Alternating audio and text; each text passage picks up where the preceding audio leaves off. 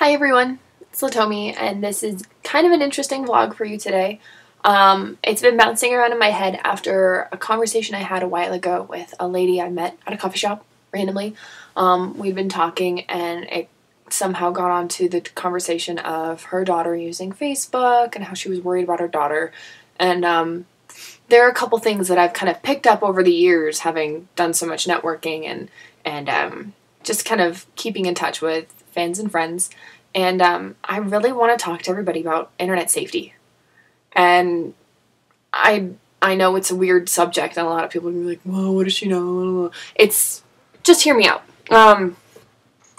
So we're in a rough time period where information is so readily available for everyone that you have to be safe for yourself, and you have to kind of make sure that you're taking care of yourself first. So, I mean, we're talking about things like Facebook security, Twitter security, Foursquared security settings, which I don't use Foursquared, so I can't claim to really know anything about that, but Facebook and Twitter are the big ones. Now, Twitter is like, it is what it is. It's a monster. You can either be totally public or you can be totally private. And depending on how you want to protect yourself, that's up to you. Facebook's a little bit different because you can be totally public, you can be friends of friends, you can be just friends, you can be unsearchable, you can, kind of hide in a little corner. Up to you. But the thing to remember is when you make things public, everything is public. You don't really have to be friends with someone to go through their, about me. If you're all public, and a lot of people don't realize this, but your Facebook starts out public. So if you haven't messed with your accounts or privacy settings, you're probably all public. Anybody can see where you went to school, where you currently work, whereabouts you live. They can go through all of your pictures. They can go through all of your friends. And so it's kind of a good idea to go through that, and you can make custom settings where like only certain things are available for public information and everything else is like friends only or whatever. Facebook also has the apps. When you get apps to your Facebook, I mean, I don't play games on Facebook for this reason, because a lot of the apps will they compile all of your information and then they just kind of do whatever they want with it. And the thing with that is and you can actually change this in your Facebook settings as well. You can go through your privacy and you can make it so that your friends' apps aren't connecting to your information too, because that's the way they'll get around it, because they're bastards.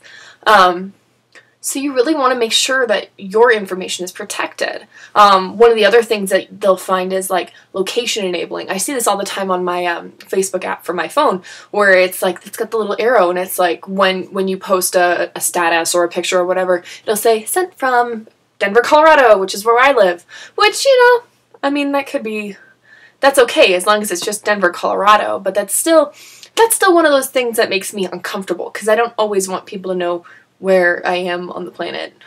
The next thing to really address is how much information should you be putting up on the internet? And the answer is as little as possible, because I had a friend, she'd been done a couple WoW parodies, and she was getting really big, and what she didn't realize is that when I went to add her to my Facebook, I did a quick search through, make sure it was her, and it told me her phone number, because she'd listed it on her Facebook, and her settings weren't, all friends only, but her phone number is now out there, still exists. And I let her know, like, as I was adding her, hey, by the way, just so you know, we can, everybody can see your phone number. And it's the same with Skype. Skype, you don't have to add your phone number if you don't want to. There's no benefit to it unless you're having your friends call you or whatever on your actual phone, which costs them money or could cost you money. And like, for me, Skype is free, and I like Skype free. So if it doesn't cost me money, no phone number.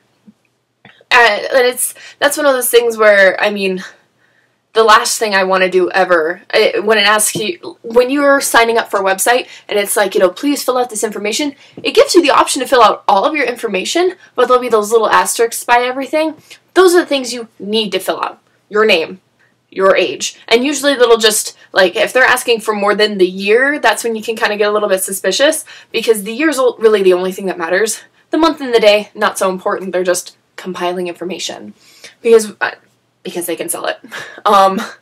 They sell it to companies that go through demographics and they try to sell you things like Google advertising. Google's fixed a lot of their shit with that, where it's not all about, oh, you're a white female between the ages of 20 and 28 and No, they don't go through that anymore. They go like, what do you usually search for? What are you doing this here and here? So that's at least a little more acceptable, and it ends up being better for them anyway. But, so they can sell that information, and companies will pay for it because they want to, you know, kind of get their advertising geared towards you, so the advertising is worth, blah, blah, blah.